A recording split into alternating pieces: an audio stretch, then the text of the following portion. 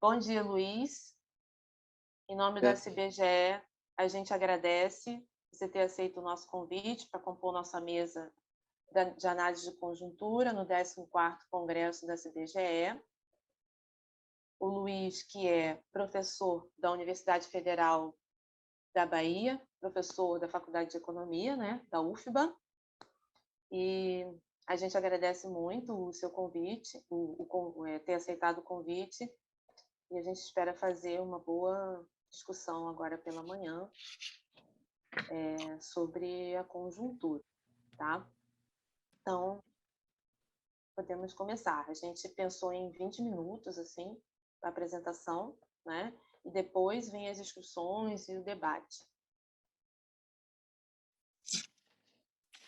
Então, bom dia. Agradecer inicialmente pelo convite, é uma satisfação conversar com servidores que trabalham numa instituição tão importante quanto o IBGE, fundamental para a sociedade brasileira. Nós vamos fazer uma discussão sobre a conjuntura e pelo tempo, vai ser uma discussão muito flashes, né? Muito sistematizada, porque o tema é muito complexo e tem muitos lados, muitas circunstâncias, mas nós vamos tentar aqui ser bastante sintético, resumir isso tudo em 20, no máximo 25 minutos. Então, para a gente falar um pouco da conjuntura, a primeira coisa é a seguinte, é reconhecer que tem uma conjuntura maior, mais ampla, num tempo maior, que vem desde 2013. Ou seja, 2013 é um momento importante, com aquelas grandes manifestações que ocorreram, inicialmente em relação às passagens de transportes coletivos, transportes públicos, e que, a partir de um certo momento, aquilo ali se redirecionou para um movimento, no final das contas, contra a corrupção, né? E um movimento que era direcionado inicialmente para as prefeituras e os estados acabou sendo redirecionado para o governo federal, para as políticas, né, do governo federal, em particular educação, saúde, comparando isso com os gastos com a Copa, com as Olimpíadas, etc., né? Isso não foi uma coisa espontânea, isso foi uma guerra híbrida que foi feita na época pela direita, e essa guerra híbrida levou uma redefinição do movimento nessa direção que eu comentei. Então, ali, você começou a sentir, né? Dali foram dados os primeiros sinais de uma mudança de conjuntura importante, uma mudança de deslocamento da conjuntura para a direita, dentro do cenário nacional. E ali, pela primeira vez, de uma forma mais clara, começou a aparecer a extrema-direita contemporânea brasileira, mais especificamente, um movimento neofascista começou a dar começou a ter uma primeira visibilidade ali.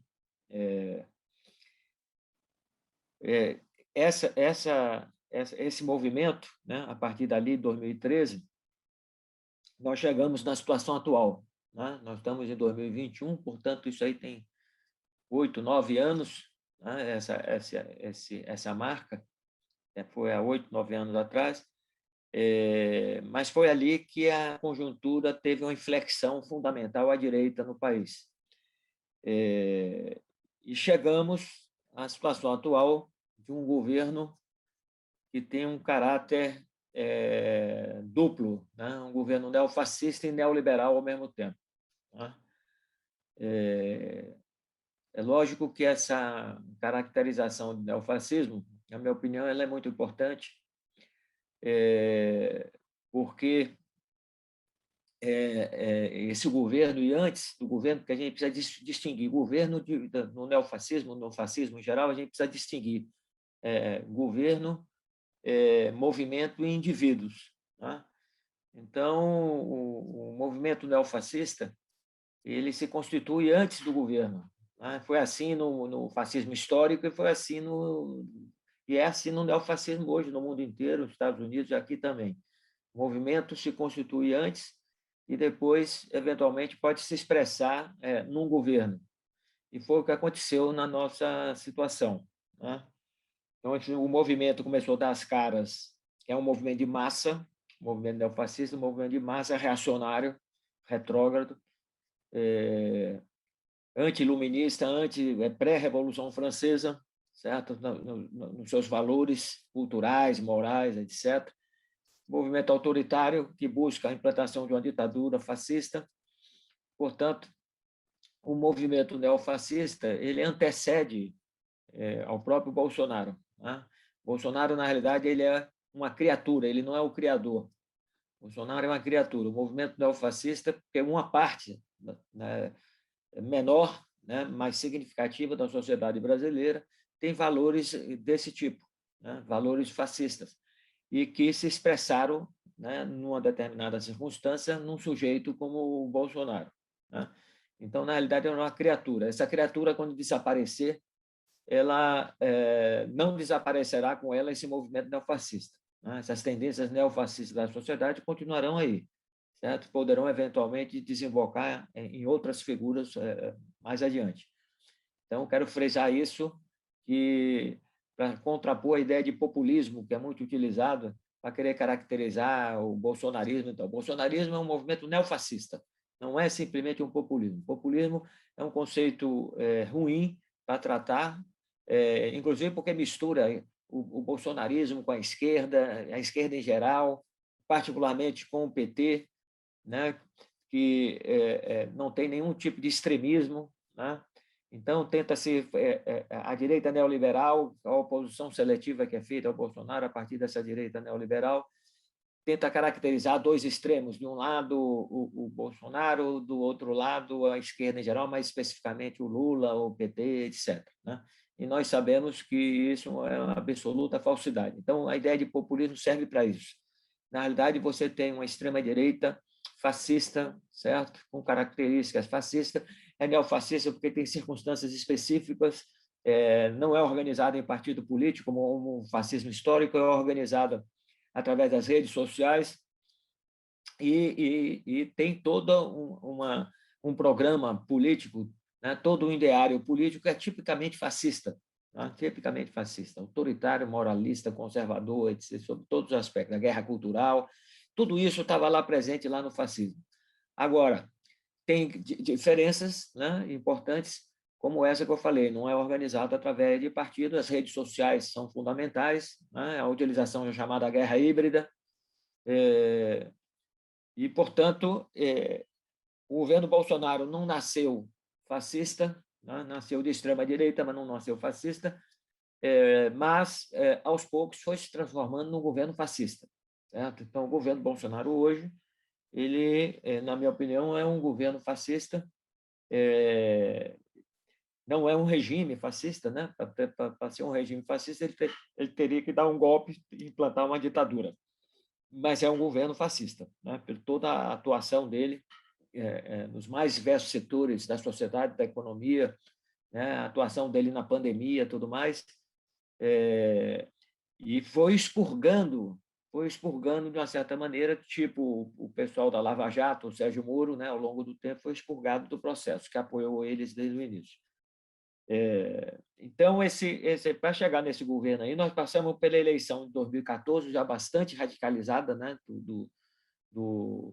da Dilma com a Aécio, já bastante radicalizada.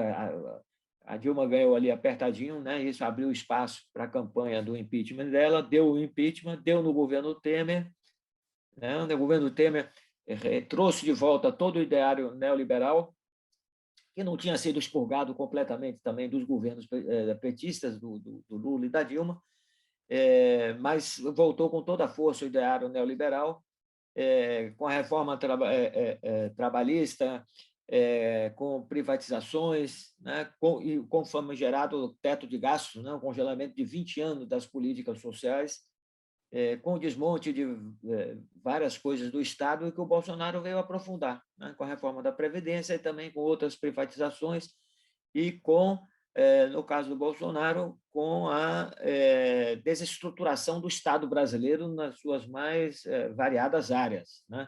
Na saúde, no meio ambiente, no trabalho, nas políticas sociais, em todas as áreas que o governo Bolsonaro entrou, foi para destruir, né? Aliás, Bolsonaro disse isso, né? É um elemento central da plataforma do fascismo, é exatamente destruir tudo que tem antes dele, né? Tudo que tem antes dele. Então, o fascismo ele cuida, né, desse processo de destruição, e o Bolsonaro perseguiu isso de forma sistemática, né? Então, o governo Bolsonaro, portanto, ele foi constituído pelo movimento neofascista, que é um movimento de massa que se organiza nas redes sociais, certo? E que, eventualmente, aparece também no mundo efetivo, né? Sai das redes sociais e vai para manifestações públicas, etc. Esse movimento neofascista ele está mais enfraquecido, né, nos últimos tempos, mas ele continua bastante radical, cada vez mais radical e belicoso, né? Mas ele foi desidratado, né, ao longo do governo Bolsonaro, particularmente em razão principalmente da ação do Bolsonaro durante a pandemia. A forma como ele combateu a pandemia levou a um isolamento enorme, né, do governo Bolsonaro, pela forma como ele quis fazer a chamada imunização de rebanho, contaminando a população, né, e chegamos ao que nós estamos hoje, mais de 580 mil mortes no Brasil. Foi produto desse processo. Mas ele teve que pagar um ônus com esse processo, um ônus político, foi o isolamento dele cada vez maior e a defecção de forças que o apoiavam, né?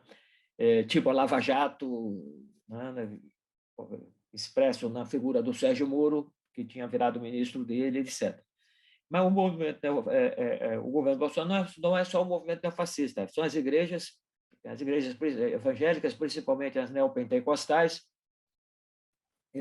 com valores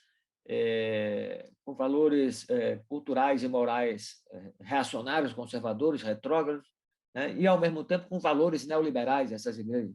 Se vocês pegarem o programa que a Frente Parlamentar Evangélica entregou a Bolsonaro entre o primeiro e o segundo turno, vocês vão perceber ali uma parte claramente da defesa da guerra cultural, da coisa retrógrada, conservadora, reacionária, da moral, dos costumes, da cultura, né, anti-ciência, vai perceber aquilo tudo ali, nesse programa, nessa plataforma que eles entregaram. E vai perceber o apoio a privatizações, às políticas, reformas neoliberais, etc. Então, essas igrejas, por incrível que pareça, elas sintetizam os dois lados do bolsonarismo, sintetizam o neofascismo e o neoliberalismo ao mesmo tempo, certo? Elas estão aí bem mobilizadas agora para o negócio do ato de 7 de setembro, né? Esse golpe anunciado, né? O país é uma piada pronta, o Brasil. É o único lugar que teria um golpe que ele é anunciado, né, 2, 3 semanas antes, vai ter um golpe, né? E essas igrejas, né, juntamente com as polícias militares, são a linha de frente aí da propaganda, junto com o movimento neofascista em geral, o movimento aí de propaganda desse 7 de setembro. Tá? Além das igrejas, evidentemente, no governo Bolsonaro, é fundamental os militares, né, que sempre dá aquela preocupação de poder ter uma intervenção, um golpe, né, de sempre querer tutelar a sociedade. A Lava Jato foi fundamental para a chegada do Bolsonaro, para o governo Bolsonaro. Depois foi expurgada no processo, né, como nós vimos, a saída do Sérgio Moro. Mas o pessoal da Lava Jato também é de extrema-direita, não é simplesmente de direita, é extrema-direita, o Sérgio Moro, a Lava Jato, certo? Mas não é uma extrema-direita tipo a do bolsonarismo, né, que é um neofascismo mais explícito, né, mais belicoso, certo? E, evidentemente, pairando sobre tudo isso aí, o grande capital, as grandes corporações, principalmente o capital financeiro, né? É isso que dá o caráter neofascista e neoliberal ao governo no seu conjunto, certo? Qual é a situação atual? Qual é a situação atual? A situação atual é que você tem uma resiliência ainda forte do Bolsonaro. O Bolsonaro se mostrou bastante resiliente né? Apesar de, no processo, ir minguando do ponto de vista político, e se isolando politicamente na sociedade, as pesquisas mostrando cada vez mais o estreitamento da aceitação dele, Bolsonaro, e do governo dele, apesar da ação dele na pandemia, do governo dele na pandemia, né, a forma trágica, né, dramática como o governo tratou a questão da pandemia, apesar de todos esses disparates, apesar de todos esses absurdos, ele ainda mantém, né, um monopólio ali dos votos e do apoio e tal da extrema direita, certo? Ele ainda é competitivo ainda na disputa política dentro da sociedade brasileira, embora já minguando muito, né? Mas qualquer pesquisa aí que faça, você vai ver que tem entre 25% a 30% de apoiadores, certo? Portanto, o Bolsonaro e o bolsonarismo demonstrou uma resiliência muito grande, vem demonstrando uma resiliência muito grande, certo? Então, a primeira, por que essa resiliência? Por causa das seguintes circunstâncias. Primeiro, a ação do grande capital, né? Quer dizer, fechou-se um consenso entre o grande capital, desde o impeachment da Dilma, passando pelo Temer, chegando no Bolsonaro, fechou-se um consenso do grande capital pela necessidade das chamadas reformas neoliberais, das políticas neoliberais, aquele teto dos gastos de 20 anos, né? A reforma do Estado. Então, isso virou um consenso, né? E uniu as classes dominantes em torno desse consenso, certo? E isso aí o governo Bolsonaro oferece de uma forma enviesada, meia truncada, meia confusa, mas oferece. É a oportunidade deles implementarem essa política, essas reformas, etc. Então, continuo apoiando Bolsonaro, né? Mesmo depois de toda essa coisa da pandemia. Então, eles fazem uma oposição seletiva, né? Eles têm uma coisa meio conflituosa entre neofascismo e neoliberalismo, mas e aí viram uma oposição meio que seletiva, porque ele faz a crítica à guerra cultural, etc., mas não faz a crítica, evidentemente, às políticas do Guedes, né? Do Paulo Guedes, do Ministério da Economia, do Banco Central, etc. Então, há uma contradição entre essa coisa, mas há uma convergência, né? Uma convergência. Qual é a convergência do neoliberalismo e do neofascismo? A convergência é que eles têm um inimigo comum na visão deles. O inimigo comum são as forças democráticas e de esquerda, antifascistas e antineoliberais. Esse é o inimigo comum. Então, esse tipo de coisa, essa relação, portanto, embora contraditória, conflituosa, no final, até agora, tem garantido a permanência do Bolsonaro, do ponto de vista da força política mais importante do processo, que o apoia, que é as classes dominantes, que é o capital financeiro. Certo? Apesar de agora, mais recentemente, depois nós vamos falar isso no final, começaram a surgir um conjunto de manifestos, etc., pela democracia, criticando Bolsonaro, o governo Bolsonaro. Mas essa é uma das razões fundamentais da resiliência de Bolsonaro. O segundo ponto, evidentemente, dessa resiliência é a explicitação do apoio dos militares, né? Que, no limite, implicitamente ameaça com golpe, com intervenção, né? naquela política da tutela que os militares fazem sobre a sociedade brasileira desde sempre, né? Os militares nunca saíram da política, entraram na política desde sempre no Brasil, certo? Proclamaram a República um golpe de Estado, fizeram o movimento tenentista, né, nos anos 20, né, do século passado, fizeram tentativas de golpe em várias circunstâncias, deram o golpe de 64. Né? Então, os militares eles dificultaram a lei da anistia, né? Dificultaram e não impediram a punição dos torturadores, né? Dos criminosos da ditadura, como foi feito no Chile e na Argentina. Então, eles estão na política o tempo todo, né? E voltaram com tudo a partir exatamente do impeachment. Então, eles são uma força política importante para poder entender também essa resiliência, essa resistência aí do Bolsonaro e do governo dele. Mas os militares hoje não têm mais nenhum laivo, não tem mais nenhum matiz de nacionalismo. O nacionalismo acabou ali, passa longe, certo? Os caras têm uma adesão ao neoliberalismo clara, né, pelos comportamentos, pelas declarações, etc. Isso é visível. aquela história de militares nacionalistas da época da ditadura e tal, aquilo ali já ficou no passado, não tem mais nenhuma importância hoje. A visão dos caras continua a visão dura, autoritária, né, de querer pautar a sociedade, etc., mas a parte do que seria, entre aspas, o nacionalismo, esse não existe mais, certo? E isso já foi suplantado pelo próprio processo capitalista no Brasil, as articulações internacionais suplantou esse negócio. Mas eles são uma peça importante da resiliência do Bolsonaro. O movimento neofascista é a outra perna importante, né? Que está desidratado, né? Inclusive foi colocado na parede pelo Judiciário, pelo Supremo Tribunal em várias circunstâncias, né?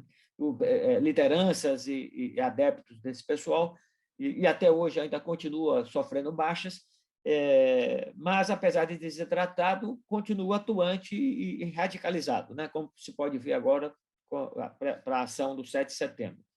Os evangélicos também é uma parte importante, né? Todas as pesquisas de opinião e tal demonstram isso, e as lideranças das igrejas pentecostais e neopentecostais principais, elas expressam isso o tempo todo, né? nos seus líderes, etc., né? Tipo Malafaia e outros. Então, isso é explícito, né? E as igrejas evangélicas têm uma coisa importante, que elas estão em toda a região do Brasil, elas estão em todas, nos pontos mais distantes do Brasil, você vai encontrar uma igreja dessa lá, certo? Vai encontrar os Correios, vai encontrar o SUS e vai encontrar uma igreja dessa, né? No lugar mais recôndito, mais distante do território brasileiro, você vai encontrar uma igreja dessa. Então, ela é importante para o Bolsonaro nesse sentido também, é fundamental, nessa resiliência dela. E uma última coisa também da resiliência do Bolsonaro foi uma demora das forças de esquerda fecharem um consenso pela necessidade de tirar o Bolsonaro. Demorou um pouco fechar esse consenso, e esse consenso, na prática, ele tem se demonstrado, digamos assim, mais retórico do que um consenso na prática, né? Tem forças de esquerda que apostam principalmente na eleição de 2022 e relega a questão do impeachment do Bolsonaro. Então, só mais recentemente a coisa começou a crescer mais, né? Mas boa parte do processo do governo Bolsonaro, forças de esquerda ficaram colocando de lado a questão do impeachment e só assumiram depois de muita resistência, né? Então, hoje você tem um consenso na esquerda da necessidade de tirar o Bolsonaro, mas do ponto de vista retórico. Na prática, as ações são muito dirigidas, fundamentalmente, para sangrar o Bolsonaro, na realidade, e derrotá-lo em 2022. Então, já indo aqui agora para a conclusão, né? Eu esqueci de falar aqui, né, da reforma fundamental que tem a ver com os servidores públicos em geral, né, e os servidores do IBGE em particular, que é a reforma administrativa, né, que, na realidade, é uma reforma trabalhista, né, seria uma reforma trabalhista dirigida para o setor público, para o servidor público, em que você desmonta a estrutura do Estado, das carreiras, desmonta a estabilidade, a segurança, né? E torna abre para terceirização, abre para sem concursos, etc., né? Contratação. Então, você tem um conjunto de coisas, embora essa reforma administrativa ela já está sendo bastante desidratada, né? Então, o relator dela, que por coincidência até aqui de Salvador, da Bahia, o relator dela já tirou a retirada da estabilidade, né? Acabar com a estabilidade era um dos pontos centrais e um dos mais nefastos da reforma da administrativa, né? Você tirar a estabilidade do servidor, porque atingia não só o servidor, mas atingia principalmente a sociedade brasileira, né, como um todo, porque você colocaria à disposição dos governos de plantão a possibilidade de você encher dentro do Estado de correligionários, né, de apoiadores, etc., né, sem nenhum concurso público, né, sem nenhuma necessidade de maior qualificação e tal, mas só para apadrinhamento político voltaria com toda a força, os concursos praticamente desapareceriam. Então, mas eles agora recuaram dessa coisa, né? Parece que recuaram, o relator tirou, porque diz ele que não sentiu força por parte do governo, do apoio, então ele não viu possibilidade de apoiar do jeito que ela estava, então já tirou alguns elementos, e o elemento mais importante que já foi retirado foi exatamente a coisa da estabilidade, certo? Muito bem, então, concluindo, que já está dando meu tempo aqui, nós temos aí, qual é a questão hoje? Nós temos aí dois caminhos, né? O impeachment de Bolsonaro ou as eleições de 2022, certo? Eu acho, né, que o Bolsonaro perde nas duas alternativas, né? O impeachment ele perde, óbvio, né, que ele sai do governo, certo? E se for para as eleições até 2022 ele perde também, né? E isso aí fica evidente por todas as pesquisas, fica evidente pela própria ação do bolsonarismo e do Bolsonaro. Ele está tumultuando o ambiente o tempo todo porque ele sabe que ele não tem mais chance nenhuma de continuar governando o país, né? Por tudo que ele já fez, por tudo que ele já destruiu, né? Por tudo que ele fez durante a pandemia. Então, ele vem no isolamento político crescente na sociedade, crescente, certo? É lógico que ele armou um dique no parlamento, né? Quando ele cooptou o Centrão, armou um dique, né? Mas esse próprio Centrão não é confiável. Não é confiável porque é um pessoal do toma lá, dá cá, e é um pessoal que olha para a própria sobrevivência, né? Então, o próprio isolamento social de Bolsonaro e a perda de competitividade dele cada vez maior para a eleição de 2022 já dificulta para o Centrão continuar amarrado a ele até 2022, né? Agora mesmo já tem informações de articulações do Centrão com o capital financeiro para tentar ver se dá uma regulada no Bolsonaro, né?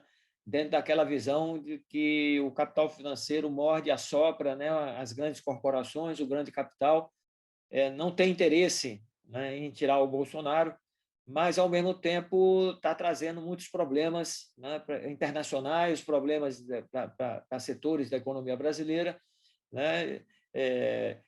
Empresas multinacionais saindo da economia brasileira, saindo do país.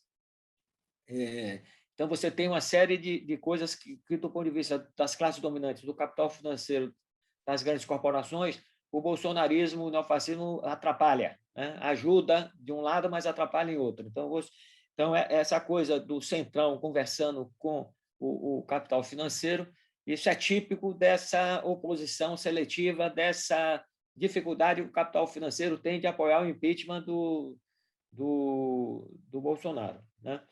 E aí está sempre em pauta a coisa da terceira via, né? De tentar construir uma terceira via. Agora, essa terceira via ela só tem viabilidade na inviabilidade do Bolsonaro, porque do lado do Lula, do lado da esquerda, da candidatura do Lula, não há possibilidade da terceira via crescer por aí, né? É irreversível a candidatura do Lula e a possibilidade do Lula ganhar é enorme. Então, para você ter uma terceira via competitiva, não tem como tirar o Lula, substituir o Lula. Então, essa terceira via teria que substituir o Bolsonaro. Esse é o dilema para eles, certo? De apoiar ou não apoiar o impeachment, porque se não tirar o Bolsonaro, a terceira via não se viabiliza. Então, dá realmente Lula e Bolsonaro na disputa, né? E o Lula ganha, na minha opinião, né? Mas, de qualquer maneira, está aí em pauta essa incerteza com relação a essa questão do impeachment ou se vai até as eleições de 22, né? Aparentemente, o Bolsonaro, muitas vezes, parece que está na ofensiva, tá? Porque a tática bolsonarista, né, o Bolsonaro, o governo dele, o neofascista, é uma tática que eu diria que é uma fuga para frente, né? Eles estão sempre fugindo para frente. Eles estão se isolando cada vez mais politicamente, eles estão indo para a parede, mas eles não dão um braço a torcer. Eles sempre respondem com mais radicalização, com mais violência, com mais ameaças, etc. Eles nunca dão o braço a torcer, que estão se enfraquecendo. E, na realidade, é um processo de enfraquecimento que vem, né, se você olhar a tendência ao longo do tempo, o bolsonarismo e o Bolsonaro vem se enfraquecendo ao longo de todo o período, aí nos últimos, desde o início do governo dele até agora, ele vem num processo de enfraquecimento cada vez maior, principalmente a partir da pandemia. Mas, como a tática é de fuga para frente, eles sempre dão a impressão que tem ainda força, que vai fazer, que vai acontecer, tal como é agora o 7 de setembro. Né? Ele fugiu dos ataques da CPI, do isolamento dele, ele fugiu para criar um tema novo, que é a possibilidade de um golpe dia 7 de setembro, né? Que não tem, na minha opinião, nenhuma possibilidade de acontecer, e se acontecer, não tem nenhuma possibilidade, o golpe no sentido tradicional, né, de fechar Congresso, fechar o Judiciário, etc. Porque o golpe, no sentido heterodoxo do termo e tal, do jeito que já foi feito lá com a tirada da Dilma, né? Você fez um golpe por dentro da democracia. Mas o golpe tradicional, aberto, né, de implantação de uma ditadura neofascista e tal, não tem nenhuma possibilidade de acontecer. E se acontecer, não tem nenhuma possibilidade de se manter, certo? Não tem nenhuma possibilidade de se manter. Não haveria condições políticas, nacionais e internacionais, para a manutenção desse negócio, na minha opinião. E, por último, você tem, para mencionar aqui, a questão dos manifestos recentes, né? O capital financeiro, o agronegócio, né? Que são dois apoiadores importantes do governo Bolsonaro, saíram aí com manifestos criticando essa radicalização retórica do Bolsonaro, né? Da forma como ele está atuando, o 7 de setembro, etc. Né? Com idas e vindas, os manifestos mais duros, mais amenos e tal, mas sinalizando, né? Um incômodo muito grande com as classes dominantes, que ainda apoiam, mas já está sinalizando também uma defecção no interior das próprias classes dominantes. Né? A gente tem segmentos já que não estão mais aguentando o Bolsonaro, mas tem segmentos que ainda estão agarrados ali. Né? Então, há nessa direção aí, eu diria que há uma incerteza muito grande de qual seria o desfecho para o Bolsonaro, no final das contas. Né? Porque isso depende também de uma série de ocorrências que você não pode prever. Né? A incerteza no capitalismo é um negócio fundamental e, na sua dimensão política, a incerteza é maior ainda. Né? Pode ter fatos e ocorrências completamente não previstos. Né? Então, você não pode cravar, né, que você não vai ter um impeachment de Bolsonaro, ele vai ser retirado em 2022. Pode ter o impeachment de Bolsonaro, mas o que está apontando hoje, na minha opinião, é a eleição para 2022, certo?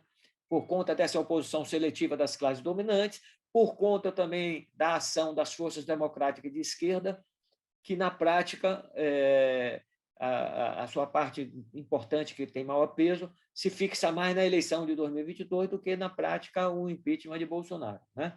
Então, você tem uma situação, né, que é de uma incerteza forte, né, muito grande, com relação ao destino de Bolsonaro. Né? O que não é incerto, na minha opinião, é que qualquer que seja a alternativa é contra o Bolsonaro.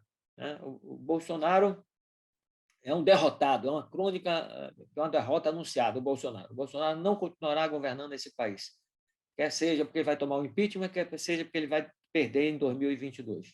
Então, encerro por aqui para abrir a discussão.